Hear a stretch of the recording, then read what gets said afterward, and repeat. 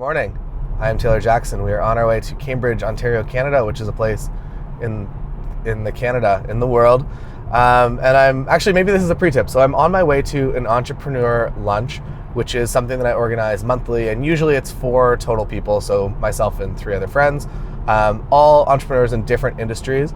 And the idea is essentially to sit down and talk about what's currently working within each of your disconnected industries and see what you can kind of utilize in your business, because I find that if it's photographers teaching photographers, we kind of get this surround sound effect that you can never really break out of, because you're never really adapting new ideas. You're always kind of using the things that are already working and recycling them. But if you can find ideas from other places, I find that that can actually really accelerate the growth of your business. So what can you take from this to learn how to second shoot more weddings? I would say that if you are the person arranging photographer lunches or photographer dinners or get-togethers or anything like that, very easy, just reach out to a couple photographer friends that you know are relatively successful in the wedding field. And I guess like overall, sorry, I'm like really ruining this video. So the end of this video, the climax, the conclusion of it is that you just want to be somebody that people want to hang out with, that you're a good person who takes good pictures. You're not a dink, you're not an egotistical photographer that's in it for himself, that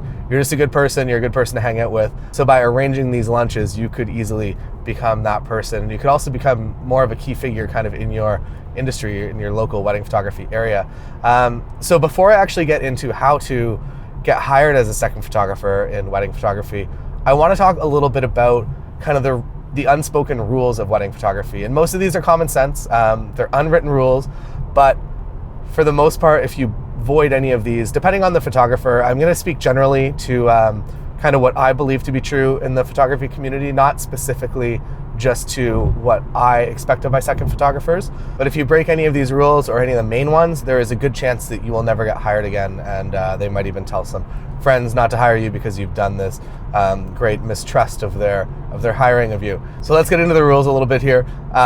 Basically, overall, it is totally obvious, but you work for the main shooter for the day. If somebody asks you what photography company you work for whoever you're shooting for. You're not giving out your business card, you're not giving out your Facebook address, your Instagram. You are simply working for the main photographer. I guess this even goes a little bit deeper, that after the wedding, most photographers, most main shooters aren't going to want you to seek out the bride on social media and add her on Facebook or Instagram and start tagging her in things. That will likely be viewed as something that gets you not hired again. That said, if the bride sends you a Facebook request or adds you on Instagram, something like that, by all means, cultivate that relationship, but maybe clear it with your main shooter, that just so you know this happened and I just wanted to make sure that it is okay with you. If you're adding the entire bridal party on Facebook, most photographers are going to see this as a little bit of a devious plan to take their business from them, to jump into their referral chain. So that is just kind of my general warning on that. And also find out, maybe the most important thing, maybe this goes before the last step, is to find out if you're actually able to use the images in your portfolio. If you are, don't post images before your main shooter does. Don't tag the bride on Instagram before your main shooter does. Don't use those photos in advertising, because it's really confusing if they really nail a portfolio shot and you also get a similar shot and you're both running it in the same magazines or as Facebook ads or whatever. I don't want this just to be a negative list, but I guess it's starting out that way. Another thing is not to delete images from your card. That's the only time I've ever seen cards corrupt. So if you're embarrassed of a shot, if you don't want the main shooter to see it, don't delete it, because that is the only time that something can go wrong with the cards. There's technical terms associated with it. I forget why this happens, but this is a known issue that the main time that cards corrupt is when you delete an image and you shoot back over it. Another one is, I guess this sounds a little bit weird, don't try to out lead shooter the lead shooter. And by that, I mean stepping into like posed couples without being asked, or any other small power plays that kind of assert your dominance as an amazing photographer, that the couple should have hired you rather than the photographer. This kind of includes showing off your LCD, that if your main shooter isn't showing the couple their LCD, that maybe you also should not be showing off your images to the couple. Another important thing is to dress well, and if you're a dude, that means you don't get to wear a black t-shirt and jeans, even if they're black jeans.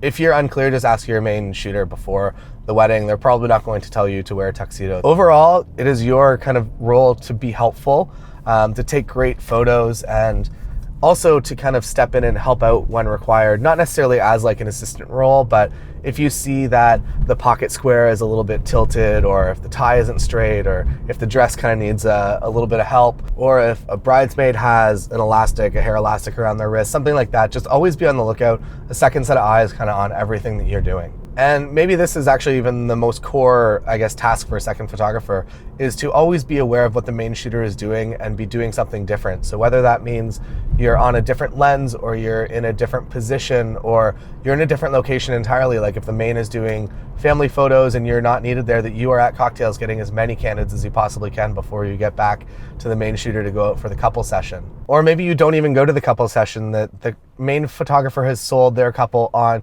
the fact that you're going to be back at cocktails doing candidates, grabbing photos of guests while you guys are out doing photos. I guess overall it's important to have a clear communication and understanding of what the main photographer's expectations are of you.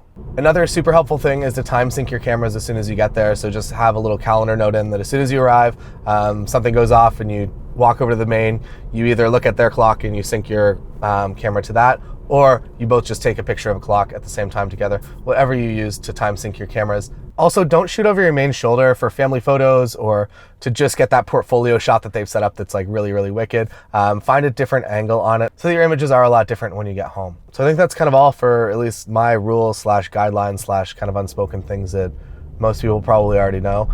I think that's all for rules. Maybe also don't drink a lot of alcohol, like a glass of wine or whatever is fine at dinner, but don't go too deep down that road. Now, how to get hired as a second shooter. The first step is just to join all your local Facebook groups. That there's probably Facebook groups for weddings specifically in your town. There's probably also groups just for photographers in your town, and join all of them and get part of the conversation, because the earlier that your name starts showing up in those conversations, the more trust you're going to build over time. So for sure, 100% start interacting in those groups if you've been kind of silent up until now. Also, reach out to photographers, reach out to busy photographers with specific dates that you're available. That if you're just sending them kind of a blanket email like, hey, like anytime you need me, like please reach out. They're probably not going to reach out to you. But if you're like, hey, like June 22nd, 23rd, July 9th, 16th, and 29th. By doing that, you make it a little bit more real for them to say yes, or to just immediately check their calendar and be like, wow, actually, like I do need a photographer in 3 weeks. So happy you randomly asked. Also, just generally creating real life friendships with other photographers. Like the entrepreneur's lunch I'm about to do, this could easily be a lunch with photographers that kind of creates a better relationship between us. That means that we all second shoot for each other. Also, if you know somebody that's even roughly kind of in the same boat as you, that maybe you're already shooting like 5 or 4 or 3 weddings or whatever this coming year, if you know somebody else that's shooting kind of that volume, that maybe you just do kind of a second shooter swap where you shoot all their weddings as long as there's no date conflicts, and they shoot all your weddings, and that way no cash really has to change hands, or you can figure that out, sort that out, whatever that looks like. But I think there's something really powerful about creating relationships with people that are kind of in the exact same boat as you right now. And if you're not established, if you're not known yet, just genuinely display your helpfulness. So that might mean helping a photographer that has a studio run a studio get together, and you're the one that goes out and gets all the snacks and all the water, and you just display yourself as a super helpful person, which I think is kind of what the second shooter role is. And if you can display that in a different way, it's probably going to reflect pretty highly on you, and they're going to tell their other successful photographer friends about you and how helpful you were to making them look good in front of their friends and their audience. So to go back to something that I said earlier in this video, being someone that people like with good enough camera skills is going to get you hired every time over an amazing photographer with all kinds of gear that comes with a huge ego. The most important part really is networking, getting in a room with people. It's very rare that I'll hire a second without having met them organically first in real life. If it's somebody that I don't personally know, it really does calm my fears if at least this photographer is friends with a bunch of other people that I already know, or at the very least somebody that's been commenting in those Facebook groups for months or years. I'm gonna close this out with a few, I guess, quick tips. Offer to buy people lunch if you want to meet with them. Send them a birthday gift, they'll love it. Buy oil paints and physically paint them a picture of you two photographing a wedding together. No, I'm kidding, don't do that one.